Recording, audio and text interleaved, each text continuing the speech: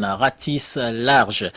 Elle a organisé toute une marche de mobilisation et de sensibilisation pour les inscriptions massives sur les listes électorales. C'était à Bafoussam, dans la région de l'Ouest Cameroun. Alexis Yamgwa.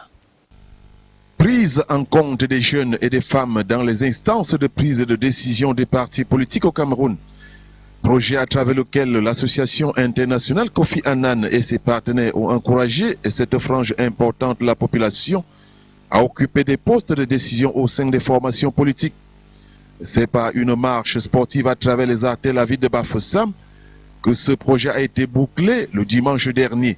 Vous vous rendrez compte que nous avons pu avoir la chance d'avoir différentes catégories d'acteurs tout au long de cette marche, les jeunes militants des partis politiques, des organisations de la société civile, des syndicats, les étudiants en âge de voter ainsi que même les élèves en âge de voter.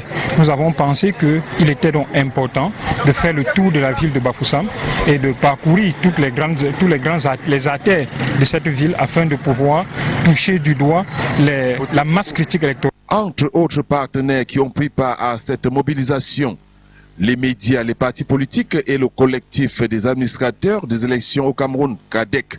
Nous sommes en train de constituer un répertoire des jeunes et des femmes qui va nous servir maintenant de faire le suivi de ce qui va se passer par la suite.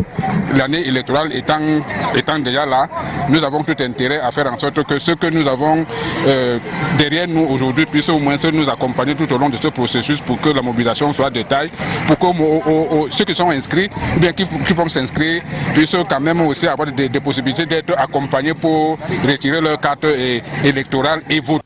La seconde articulation de cette journée s'est déroulée au siège de l'association internationale Kofi Annan. Une rencontre d'échange entre les responsables d'associations et les participants sur la nécessité de s'inscrire massivement sur les listes électorales afin qu'ils cessent d'être des habitants, plutôt des citoyens.